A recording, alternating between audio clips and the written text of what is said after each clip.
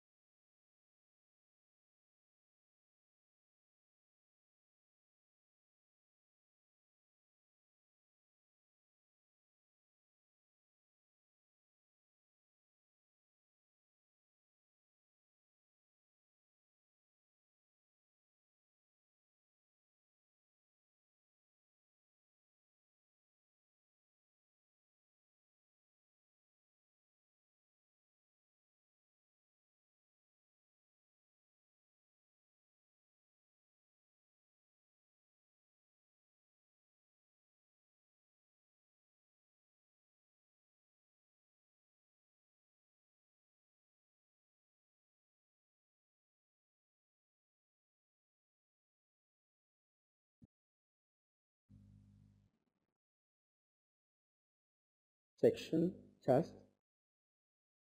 I hope that you did well during that part. And also I want to remind you of the purposes of the, well, we can see here the purposes of this skill, the purposes of the listening section. Of course, the listening purposes include listening for basic comprehension, which involves the ability to comprehend the main idea, major points, important details related to the main idea. Also, listening for pragmatic understanding, which requires the listener to recognize the speaker's attitude or degree of certainty, recognize the speaker's function or purpose. Also, connecting and synthesizing information, which involves the ability to recognize the organization of information presented, understand the relationships between ideas presented, for example, compare and contrast, cause and effect, steps in process. Make inferences and draw conclusions based on what's implied in the listening material. Make connections among pieces of information in a conversation or lecture. Recognize topic, changes, examples, disaggregations. Recognize introductions and conclusion in lectures. So these were the listening purposes include. Okay, so you need just to bear in mind such a kind of purposes when you deal with your exam. Of course, you've already taken notes, you've already answered the questions. So let me double check with you the answers for the questions. For question number 1, it asked you to choose 2. So number 1, we do have the right choices, letter A and C. So 1, A and C. Number 2, A. 3, B. 4, C. 5, D. Question number 6, B. Question number 7, it asked you for 2 choices. So number 7, C and D. C and D. 8, C. 9, A. 10, D. 11, C. 12, B. 13, also 2 choices, A and D. Number 13, A and D. 14, A. 15, B. 16 and 17, it feeds on the nectar of cactus flowers, long-nosed bat. It pollinates 4 out of 5 food crops in North America, honeybee. It returns to the same site every year.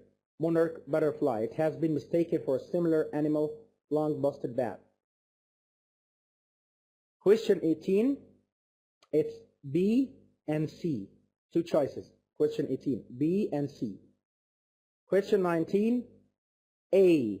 Question 19, A. Question 20, D. Question 21, A. Question 22, D. Question 23, B. For question 24, C. Question 25, B. Question 26, C.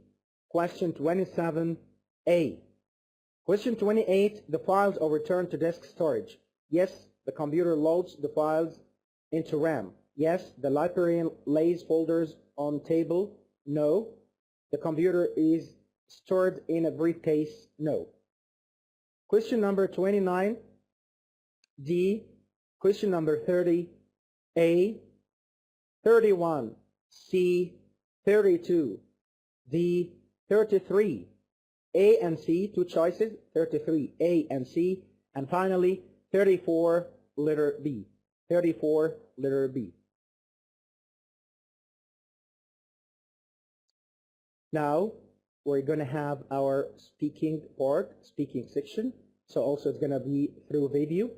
Watch it carefully. Don't forget to keep the same strategy and technique to take notes while listening, answer the questions, and then be back to me.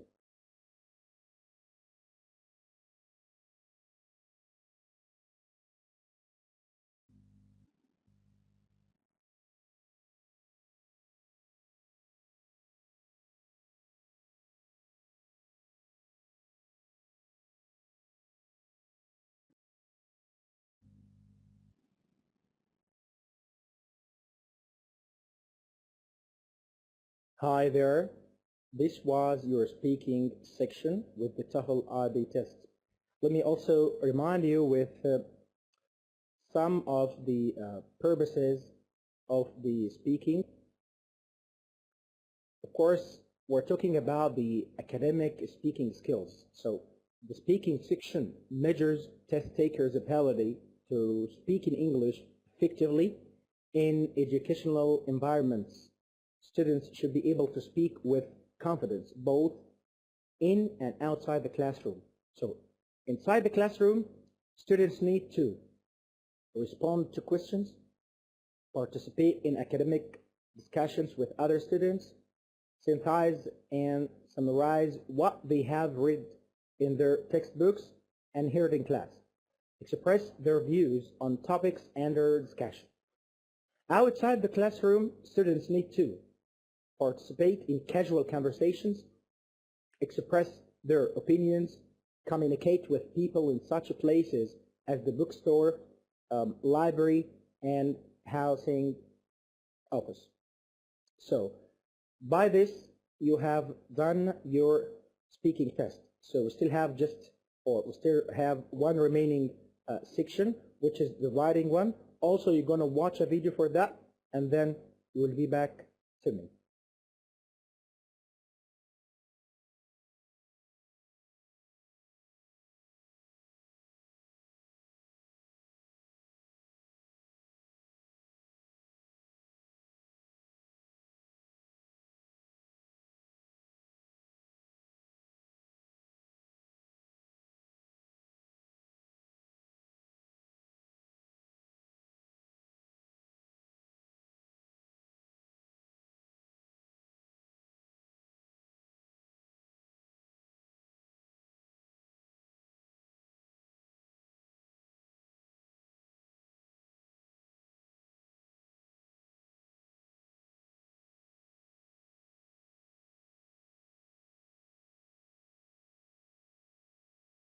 So that was your writing section, and it was the last part of your exam today of the TOEFL IB test.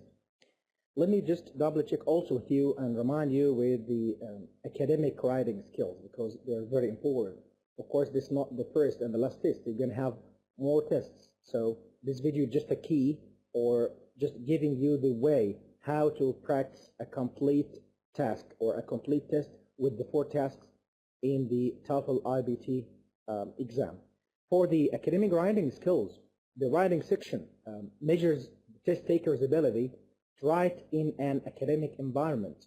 In English-speaking academic situations, students need to present their ideas through clear, well-organized writing. Often, students need to write a paper or response on an exam on something they're learning about in their classes. They need to combine information they have heard in their class lectures and read about in their textbooks or other reading materials. This type of writing can be referred as integrative writing.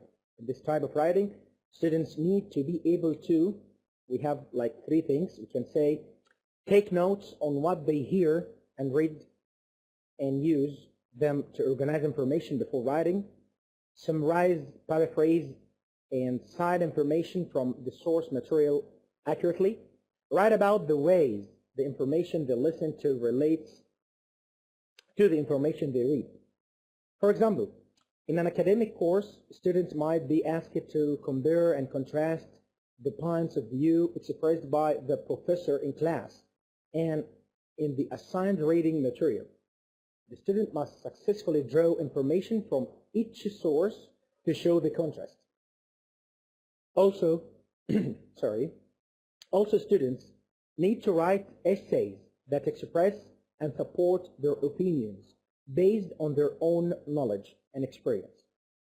This type of writing can be referred to as independent writing. In this type of writing, students need to be able to express an opinion and support it based on their own knowledge and experience. So knowledge and experience here, very important. For example, a student may be asked to write an essay about controversial issue with two sides, for example. The student uses personal experience and substantiates his or her position. All types of writing, in all types of writing, it's helpful for students to identify one main idea and some major points to support that idea. Plan how to organize the essay, for example, with an outline. You can make an outline for yourself. Develop the essay by using reasons, examples, and detail. Express information in an organized manner. Use effective linking words, for example, transitional phrases to connect ideas and help the reader understand the flow of ideas, because it's very important to have flow of ideas, one after another, in a smooth way. Use a range of grammar and vocabulary for effective expression. So you need also to vary your style, the grammar and vocabulary accurately. Use idiomatic expressions appropriately. Follow the convention of spelling, punctuation, and layout. So these were also some of the most important tips for your writing section. I believe we've done with all the sections, with all the TOEFL IB tests. I wish, or I hope, that we did a great job, and I hope also that you got benefit from it. Of course, these videos are just, as I mentioned previously, keys for you or guidelines for you, so you can use them in order to get a high score in your exam. Just to follow the strategies that you learned with us, and also you need to follow the certain techniques that you also learned with us. So I hope you all the best in your exam. I have finished. Actually, I'm so sorry that I'll not see you again, but I'm happy that I believe we added for you something for your exam. So Mr. Medhat saying, اللهم اشرح لي صدري ويسر لي أمري واحلل عقدة من لساني يفقهوا قولي. I wish you all the best. Have a wonderful day. Assalamu alaikum.